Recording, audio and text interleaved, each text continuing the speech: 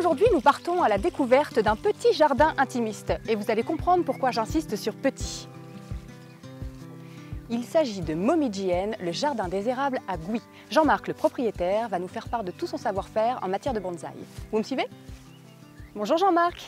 Bonjour Alexandra, bienvenue à Momijien. Merci beaucoup. Vous allez bien? Très bien, merci. Bon.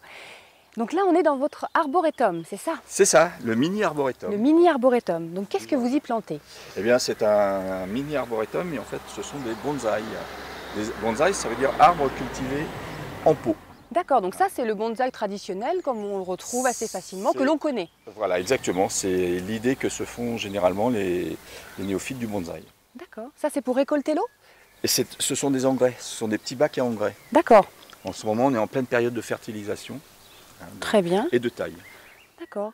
Donc là, si je comprends bien, il y a plusieurs bonsaïs, ça regroupe la totalité des cultures, mais vous avez différents types de bonsaïs. Absolument. Alors il existe des bonsaïs d'intérieur, oui, des espèces tropicales ou semi-tropicales, et les bonsaïs d'extérieur, nos espèces autochtones. D'accord, donc ça veut dire qu'on peut retrouver des charmes, des hêtres, des pruniers, des pommiers, ce genre d'arbres en version miniature. Des marronniers, exact, des érables. Vous nous en montrez un différent? Oui, par exemple je vais vous montrer une espèce qui n'est pas trop connue en Europe, ça s'appelle un Stewartia monodelpha.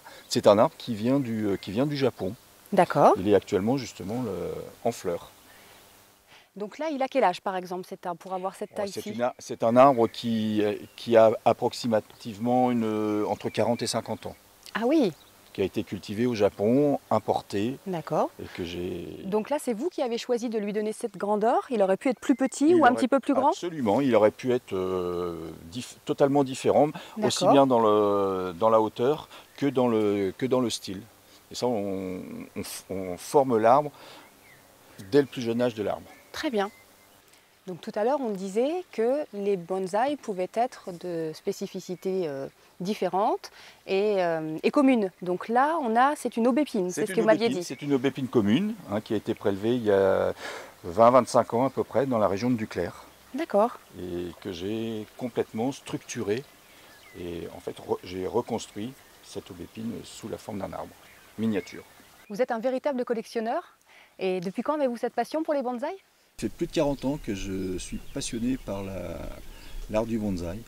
C'est en feuilletant une revue sur l'art du bonsaï dans les années 1995 à peu près que j'ai pris goût à l'art du bonsaï et à la collection.